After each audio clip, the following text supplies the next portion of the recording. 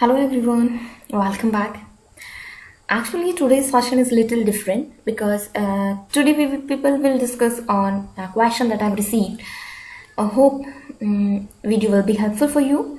So let's begin and keep writing your feedback. So question is how to use alkyl group and when to put in front of alkyl group n, iso, new, sec and tert. ये हमारे पास एक question and that two is very important. Actual में इसमें बहुत confusion बनता है, तो आप थोड़ा सा फोकस कीजिएगा और I hope I be able to explain, आपकी प्रॉब्लम सॉल्व हो जाए.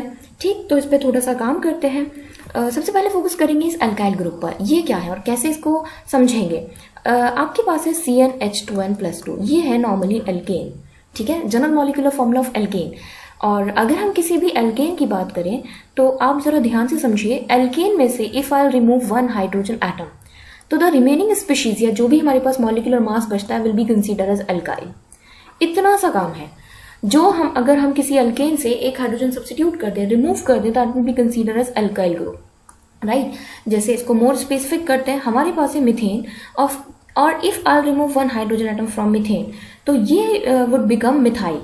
ठीक, और मॉलिक्यूलर मास हमारे पास कितना रह जाना है. मॉलिक्यूलर मास विल बिकम कुछ CH3 इस तरह से. यहाँ पर अगर हम मॉलिक्यूलर मास की बात करें जनरल लेवल पर तो इट वुड बिकम CnH2n+1. ये हमारे पास मॉलिक्यूलर मास बचता है अल्काइल ग्रुप के लिए. तो अल्काइल ग्रुप इतना तो हमें क्लियर हुआ कि अल्काइल ग्रुप क्या है कि किसी भी अल्केन से, जैसे if in case of ethane अगर हम बात करें C2H6 एक हाइड्रोजन को रिमूव कर दिया जाए तो we people will get ethyl. Ethyl group हमें मिल जाएगा. और इथाइल ग्रुप कैसा है. Ethyl group having the one hydrogen atom less than in ethane. तो इस तरह से ये एल्काइल को थोड़ा सा स्पेसिफिक किया है हमने. अब इसको यूज करते हुए द क्वेश्चन यही था हमारे पास कि when we put n, iso, neo, sec and tert before the alkyl group, है ना, इसे कैसे काम किया जाए. तो इस पर फोकस करते हैं. सबसे पहले स्टार्ट करते हैं इस एन से.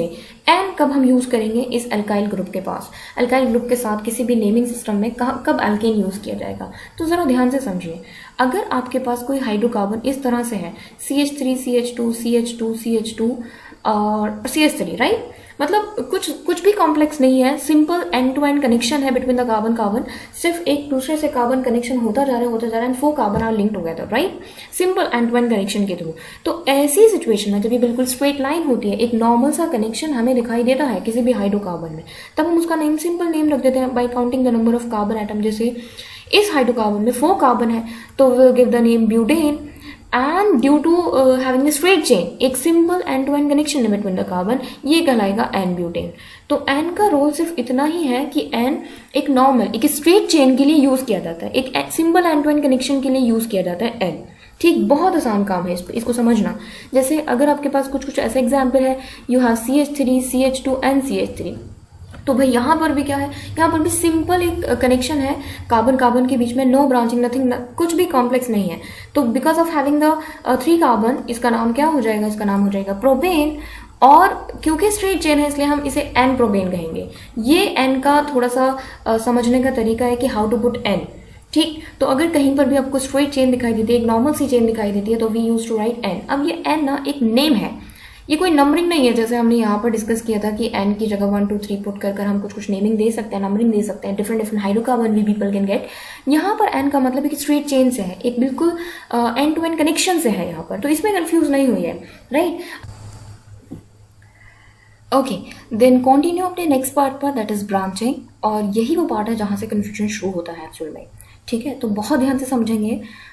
It is easy to understand. आप एक बार फोकस करेंगे तो आपको सब क्लियर हो जाएगा बहुत आसानी से. तो हम बात कर रहे हैं ब्रांचिंग में, मतलब हमने हाइड्रोकार्बन में एक ब्रांच इनलेट करनी है, और ब्रांचिंग भी किस तरह से इनलेट करनी है और कैसे वो अल्काइल ग्रुप के नेम को चेंज कर देंगे, राइट. जैसे if I have CH3 single bond CH और यहाँ पर मैंने CH3 कनेक्ट किया और ये CH2 है और मेरे पास ये CH3 है. तो आप ज़रा फोकस करें यहाँ पर बहुत ध्यान से. ये मेरे पास है फर्स्ट कार्बन, ये सेकंड कार्बन है, ये थर्ड कार्बन है और ये फोर्थ कार्बन है. ये नेमिंग आप सबको पता है, क्लास 10 में आप सब सीख कर आएंगे कि where to give the first number to the carbon hydrocarbon chain, और कहाँ से हमें प्रायोरिटी देनी है, लेफ्ट टू राइट नंबरिंग करनी है कि राइट टू लेफ्ट नंबरिंग करनी है. ये सब आपको पता है, ये बहुत बेसिक सी चीज़ें हैं. तो इससे आगे बढ़ते हुए काम करेंगे थोड़ा सा. तो हम बात कर रहे हैं सेकंड कार्बन पर. अगर आपको कभी भी सेकंड कार्बन पर ये मिथाइल ग्रुप कनेक्टेड दिखाई देता है किसी भी हाइड्रोकार्बन की चेन में, बहुत ध्यान से समझिएगा, ये इंपॉर्टेंट है बहुत ज़्यादा। अगर मिथाइल ग्रुप सेकेंड कार्बन पर कनेक्टेड है तब जो भी एल्केन है उसके नाम से पहले आपको पुट करना है आइसो। जैसे यहाँ पर सेकेंड कार्बन पर मिथाइल ग्रुप है तो आप will write iso, and bye counting the number of carbon atom in the hydrocarbon आप इसको बाकी नेम कंप्लीट कर देंगे। जैसे ये हाइड्रोकार्बन कैरी कर रहा है 5 कार्बन, तो 5 कार्बन होने की वजह से the name of the hydrocarbon will be isopentane. इसकी नेमिंग कैसे होगी, आइसोपेंटेन के नाम से इसको लिखा जाएगा। ठीक, ये कुछ इस तरह से काम करता है। मतलब आइसो हम कहाँ यूज़ करें, सेकेंड कार्बन पर मिथाइल ग्रुप अगर प्लेसमेंट है तो हम उसके लिए आइसो वर्ड यूज़ करेंगे। और समझते हैं, इफ़ आई राइट कुछ इस तरह से, आपके पास है CH3 single bond CH2 single bond CH2 and CH2 and CH, और यहाँ पर CH3 है और ये भी CH3 है, कुछ इस तरह।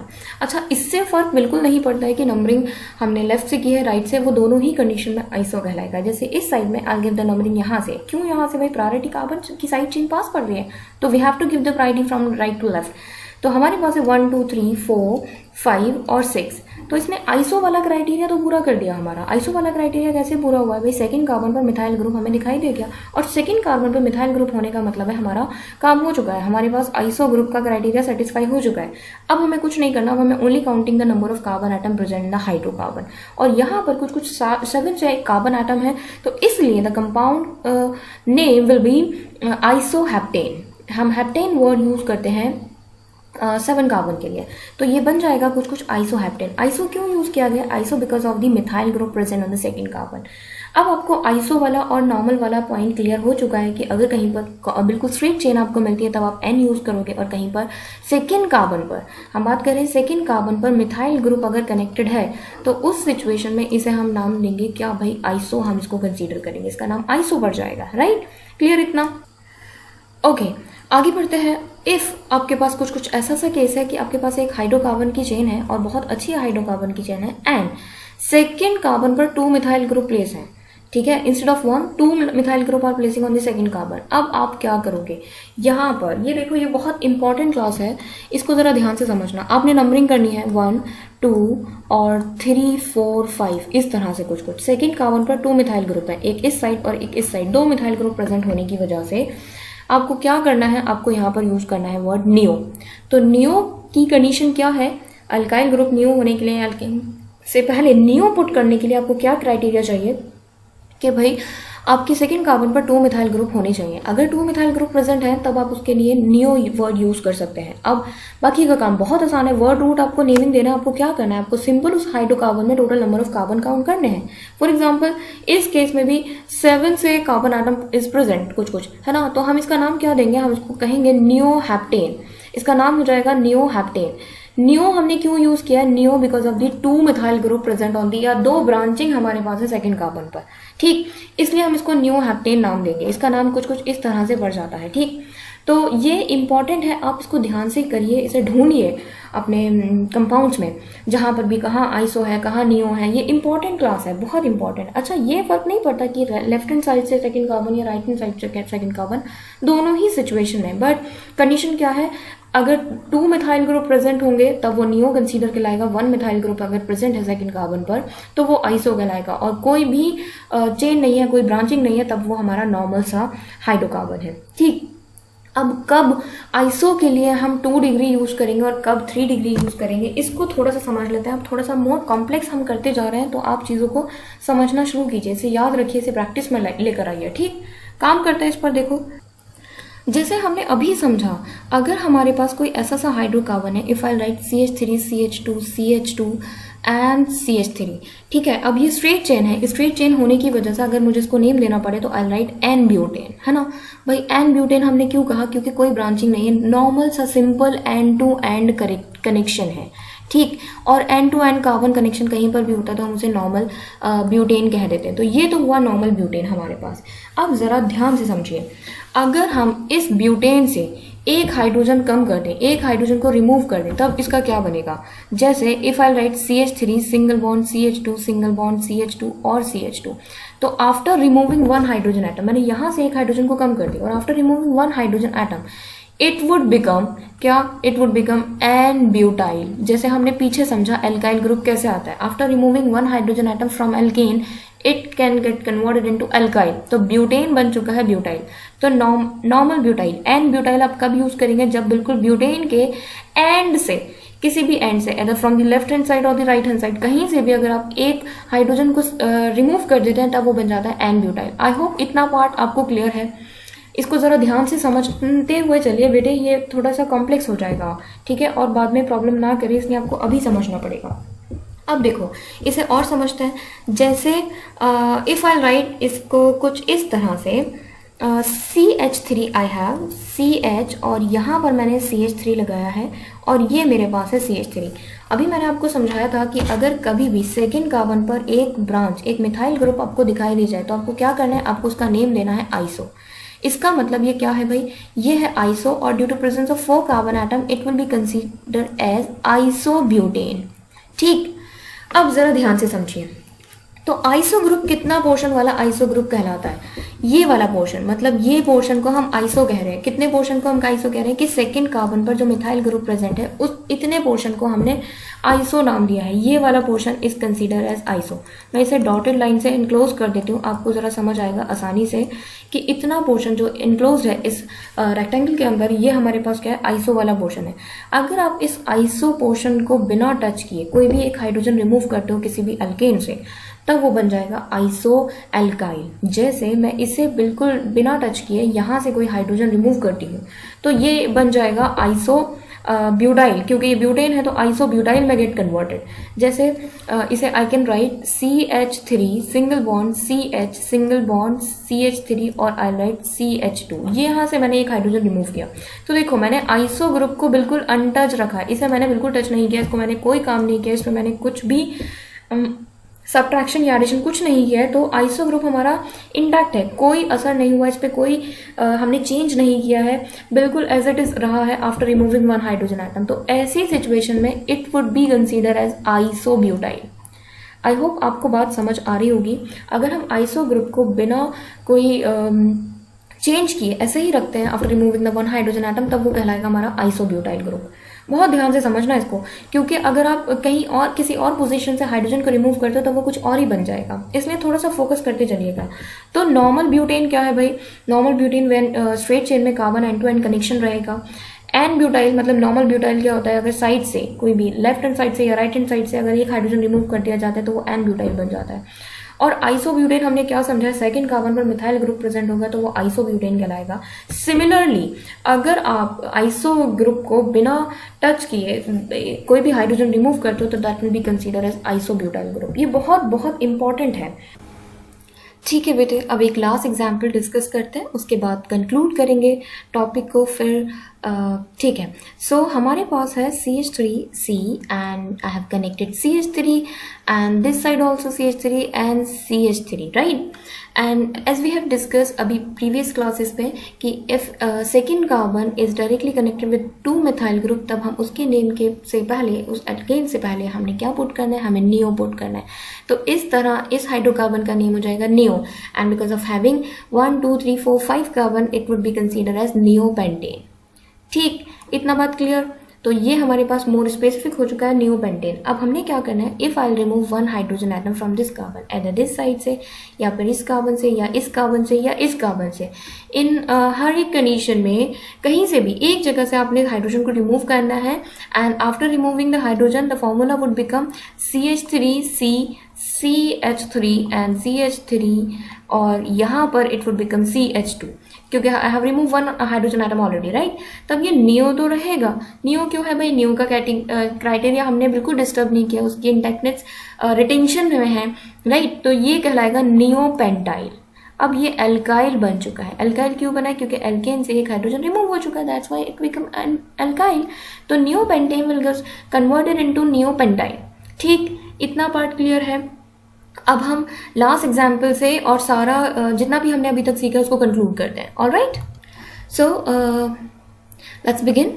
Suppose I have CH3 CH2 CH2 CH2 and CH3, कुछ इस तरह से, ठीक। And because of having carbon connection या फिर end to end carbon terminal connection है, इसलिए और 5 कार्बन प्रेजेंट है, ये हमारे पास है पेंटेन। और पेंटेन भी हाईली स्पेसिफिक है, ये है एन पेंटेन। एन पेंटेन क्यों है भाई? क्योंकि no branching, nothing is there, सिर्फ carbon carbon connection is possible है ना इस कार्बन में, तो ये हमारे पास है एन पेंटेन। अब इसको हम थोड़ा सा चेंज करते हैं, और व्हाट चेंजेस देयर, हमने इसे पुट किया CH3 CH2 CH2 and CH2, और I have remove one hydrogen atom from this terminal. इस एंड वाले कार्बन से, चाहे इस जगह से या फिर इस टर्मिनल से एक हाइड्रोजन आप सब्सटीट्यूट कर दें, इसे रिमूव कर दें, and after removing the one hydrogen from n alkane it would become alkyl. ठीक, ये तो हमने अभी सीखा है। तो पेंटेन क्या बन जाएगा भाई? Pentane would become pentyl. ये कुछ पेंटाइल हो चुका है, और पेंटाइल भी कैसा पेंटाइल है भाई? ये है normal pentyl. Why normal pentyl? Because straight chain है, एक डायरेक्ट कनेक्शन है, end to end terminal connection है, तो n pentane get converted into n pentyl. तो पेंटेन और पेंटाइल में आपको कन्फ्यूजन क्लियर हुआ कि अगर हमारे पास स्ट्रेट चेन है बिना किसी ब्रांचिंग के, हाइड्रोकार्बन का नंबरिंग कंप्लीट है, तब वो पेंटेन है, और एक हाइड्रोजन कम करने पर वो बन जाता है पेंटाइल। और समझते हैं इसको थोड़ा सा एक ही एग्जाम्पल से, सेम एग्जाम्पल से। इफ़ आई राइट इसे कुछ इस तरह से CH3, और मैंने यहाँ CH3 कनेक्शन किया, ये CH है मेरे पास, और ये CH2 है, और ये CH3 है। इस सिचुएशन में अगर कुछ ऐसी बात होती है, तब it would be consider as 1 2 3 4 5 carbon है, 5 कार्बन है, इसलिए पेंटेन तो होगा। ये भाई हमारे पास पेंटेन हमने लिखा, लेकिन ये है iso. Why iso? Because second carbon पर मिथाइल ग्रुप है, तो हम इसका नेमिंग जब लिखेंगे, इसको हम क्या लिखेंगे? आइसोपेंटेन।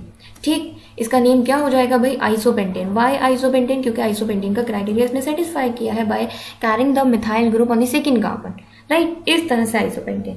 अब जरा बहुत इंपॉर्टेंट बात स्टार्ट होती है, और वो बात क्या है कि if I remove one hydrogen atom, one hydrogen atom कहाँ से? इस कार्बन से, मतलब इस आइसो ग्रुप को बिना टच किए, इसकी रिटेंशन ऑफ कॉन्फ़िगरेशन पूरा का पूरा ऐसे ही रहे, बाकी यहाँ से, इस जगह से हमने एक हाइड्रोजन रिमूव किया। So the formula would become कुछ इस तरह: CH3 CH CH3 CH2 and CH2. This carbon as remove one hydrogen atom, right? So it would become isopentyl. I hope आपको क्लियर है। तो आइसोपेंटाइल कब होगा? जब iso group will remain same through out the structure, और हमारा one hydrogen atom will be removed from the hydrocarbon chain से, right? तब उस कंडीशन में isopentyl group will be consider. इस तरह से हमने आइसो ग्रुप को समझा। ठीक, अब ये इसी कार्बन से रिमूव होना है, अगर कहीं और से हम रिमूव करते हैं तो एक डिफरेंट केस हो जाता है। फॉर एग्जाम्पल, अगर आप इसे कुछ इस तरह से समझें, जैसा राइट कि आपके पास है CH3 और C और CH3 और CH2 और CH3, मतलब ये आइसो ग्रुप था। अब की बार मैंने इस जगह से ये वाला हाइड्रोजन सब्स्टिट्यूट किया है। ऐसी सिचुएशन में आइसो ग्रुप तो डिस्ट्रॉय हो गया, इसका तो मतलब कॉन्फ़िगरेशन बिल्कुल डिस्टर्ब हो चुका है। अब ये आइसोपेंटाइल नहीं कहलाएगा। We have remove one hydrogen atom, तो पेंटेन विल बिकम पेंटाइल। ये पेंटाइल तो है, लेकिन आइसोपेंटाइल नहीं है, क्योंकि आइसोपेंटाइल होने के लिए यहाँ पर CH और CH3 होना चाहिए। इतना ग्रुप विल बी देयर। अगर ये नहीं है, दैट मीन्स आइसो पोजीशन खत्म हो चुकी है, आपने उसको डिस्टर्ब कर दिया, बिल्कुल डिस्ट्रॉय कर दिया, राइट? अब क्या होगा? अगर आप इस जगह से इसे रिमूव करते हैं, तब ये इसकी नेमिंग दी जाएगी according to the degree of carbon atom. तो नाउ दिस कार्बन एटम, जहाँ से हमने हाइड्रोजन रिमूव किया, वो डायरेक्टली 3 कार्बन से कनेक्टेड है, एक यहाँ, एक यहाँ, एक यहाँ। इन 3 कार्बन से कनेक्शन होने की वजह से ये कहलाएगा टर्ट पेंटाइल और 3 डिग्री पेंटाइल। आपको बात क्लियर है? कब आइसो टर्शरी बन जाता है? आइसो टर्शरी तब बन जाता है जब आप साइड से आइसो ग्रुप को डिस्टर्ब करके हाइड्रोजन को रिमूव करते हैं, और अगर आप उसे डिस्टर्ब बिना किए हाइड्रोजन रिमूव कर देते तब वो आइसो ही रहता है। ठीक, आइसोपेंटाइल ही रहेगा अगर आप उसका आइसो ग्रुप को डिस्टर्ब नहीं करते हैं। लेकिन if you disturb the iso group while removing the hydrogen atom, तब वो कहलाएगा 3 degree. On the basis of degree of carbon atom, obviously बात है, we have to give the name of this compound, right? इतना clear आपको? ठीक, अब secondary कब होता है, ज़रा इसे भी समझ लो। तो ये नॉर्मल पेंटेन हमारे पास था जब भी कोई ब्रांचिंग इसमें इंट्रोड्यूस नहीं है, और हमने एंड से किसी भी एजेस से हाइड्रोजन रिमूव किया था, वो नॉर्मल पेंटाइल। लेकिन इंस्टेड ऑफ एजेस, अगर हम इन बिटवीन कहीं से हाइड्रोजन रिमूव करते हैं, for example if I right इसे कुछ इस तरह से कि CH3 CH2 CH और आई कैन से CH2, और यहाँ पर मैंने CH लिखा, और यहाँ से एक हाइड्रोजन मैंने रिमूव किया है, तो ये पेंटाइल तो बना, because of having the 5 carbon and removing the 1 hydrogen. ये पेंटाइल तो है, लेकिन पेंटाइल ये नॉर्मल पेंटाइल नहीं है। अब ये कहलाएगा 2 degree pentyl. Why 2 degree? Because एक ऐसे कार्बन से हमने हाइड्रोजन रिमूव किया जो डायरेक्टली 2 कार्बन से कनेक्टेड है, इसलिए इसको या तो सेक लिखा मिलेगा आपको, या फिर 2 डिग्री पेंटाइल लिखा मिलेगा। तो this is the way you can put normal किसी भी हाइड्रोकार्बन एल्काइल ग्रुप से पहले, या फिर आइसो, नियो, या फिर सेक और 2 डिग्री और टर्ट या 3 डिग्री, हम ये इस तरह से यूज़ करते हैं कुछ कुछ।